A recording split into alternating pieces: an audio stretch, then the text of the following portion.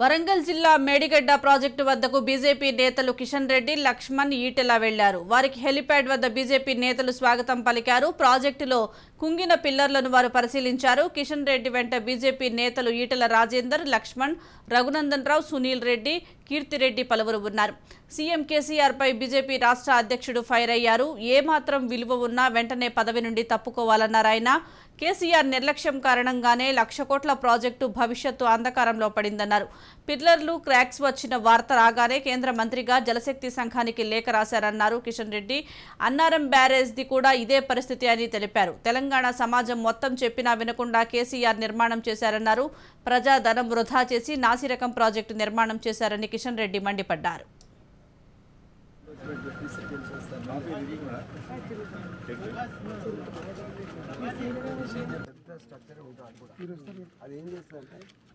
అప్పులు తెచ్చి తెలంగాణ ప్రజలకు మేలు చేస్తామనేటువంటి ఆలోచనతో నిర్మించినటువంటి ప్రాజెక్టు ఈరోజు కుంచుకుపోవడం, ఒక దయనీయమైనటువంటి పరిస్థితుల్లో ప్రాజెక్టు భవిష్యత్తు అంధకారంగా మారడం, పిల్లర్స్ కు పగుళ్లు రావడము, బ్రిడ్జి పైన ఉన్నటువంటి రోడ్డు పూర్తిగా ఈ భవిష్యత్తే అంధకారంగా మారేటటువంటి విధంగా ప్రాజెక్టు యొక్క ఇంజనీరింగ్ వ్యవస్థ కావచ్చు, క్వాలిటీ కావచ్చు, మెయింటెనెన్స్ కావచ్చు దయనీయమైనటువంటి పరిస్థితుల్లో ఉన్నది. కేంద్ర ప్రభుత్వ జలశక్తి మంత్రి అయినటువంటి గజేంద్ర సింగ్ షెకావత్ గారికి ఉత్తరం రాయడం జరిగింది. వారు స్పందించి వెంటనే డ్యామ్ సేఫ్టీ అథారిటీకి సంబంధించినటువంటి నిపుణుల బృందాన్ని, దాని నివేదిక కూడా కేంద్ర ప్రభుత్వానికి ఇవ్వడం జరిగింది. కేంద్ర ప్రభుత్వం కూడా వెంటనే ఆ నివేదికను తెలంగాణ రాష్ట్ర ప్రభుత్వానికి పంపించారు. అన్ని పిల్లర్స్ ఏ రకంగా ఫౌండేషన్ స్టోన్ వేశారు, పిల్లర్స్ కింద ఉన్నటువంటి సింగిల్ స్టోన్ ఏ రకంగా దెబ్బతిన్నది, సింగిల్ స్టోన్ పెట్టడానికి వీల్లేదు. ఈరోజు సాయిల్ ఏ రకంగా ఉంది, ఉపయోగించినటువంటి శాండ్ ఏ రకంగా ఉపయోగించారు, క్వాలిటీ శాండ్ ఉపయోగించారా లేదా, వేసినటువంటి సింగిల్ స్టోన్ ప్రతి పిల్లర్ కింద ఒక సింగిల్ స్టోన్ వేశారు.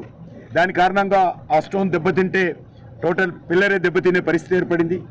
కాబట్టి ఇప్పుడు ఏవైతే కుంగిపోయినటువంటి పిల్లర్స్ ఉన్నాయో, ఏవైతే క్రాక్స్ వచ్చినటువంటి పిల్లర్స్ ఉన్నాయో, మిగతా పిల్లర్స్ కూడా అదే రకమైనటువంటి ఇంజనీరింగ్ వాడారు కాబట్టి, అదేమైనటువంటి మెటీరియల్ వాడారు కాబట్టి, మెయింటెనెన్స్ కూడా సేమే ఉంది కాబట్టి మొత్తం ప్రాజెక్టే ప్రశ్నార్థకంగా ఉండేటువంటి అనుమానం ఉంది అనేటువంటి విషయాన్ని ఈరోజు నేషనల్ డ్యామ్ సేఫ్టీకి సంబంధించినటువంటి నిపుణులు వెలుబుచ్చిన విషయాన్ని సందర్భంగా మనయేస్తున్నాం. రాష్ట్ర ప్రభుత్వం నిర్మించినటువంటి ప్రాజెక్టు ఈరోజు ప్రశ్నార్థకంగా మారడం, ఇందులో ఉన్నటువంటి 10 టీఎంసీల వాటర్ను తీసేయడము, ఈరోజు వాటర్ లేదు, ఇక్కడ వస్తున్నటువంటి వాటరు కిందికి వెళ్తున్న తప్ప 1 టీఎంసీ వాటర్ కూడా స్టోర్ చేసే పరిస్థితి లేదు.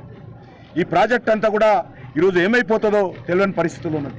కొత్తగా ఏర్పడినటువంటి తెలంగాణ, మిగులు బడ్జెట్గా ఉన్నటువంటి తెలంగాణ ఈరోజు ఎంతో కష్టపడి ప్రజలు తమ చెమటతో మరి పన్నులు కడితే, తాము సంపాదించిన డబ్బుతో పన్నులు కడితే, ఆ పన్నులతో ఈరోజు రాష్ట్ర ప్రభుత్వము ఈ ప్రాజెక్టు నిర్మాణం చేస్తే 30-40 వేల 2014లో మరి కాంగ్రెస్ పార్టీ అంతకుముందు 30,000 కోట్లతో ఈ ప్రాజెక్టు పనాయిత చెవెళ్ళ దానికి ప్లాన్ చేయడం జరిగింది. తర్వాత 2014లో బీఆర్ఎస్ వచ్చిన తర్వాత 40,000 కోట్లతో అంచనా వేశారు. తీరా ప్రాజెక్టు 1,30,000 కోట్లు కావాలన్నారు. కాబట్టి ఈరోజు ఇన్ని వేల కోట్ల రూపాయలు బడ్జెట్ పెంచి ఎన్హాన్స్ చేసి నిర్మించినటువంటి కాళేశ్వరం ప్రాజెక్టు, ఈ బ్యారేజ్ ఏవైతే ఉన్నాయో చాలా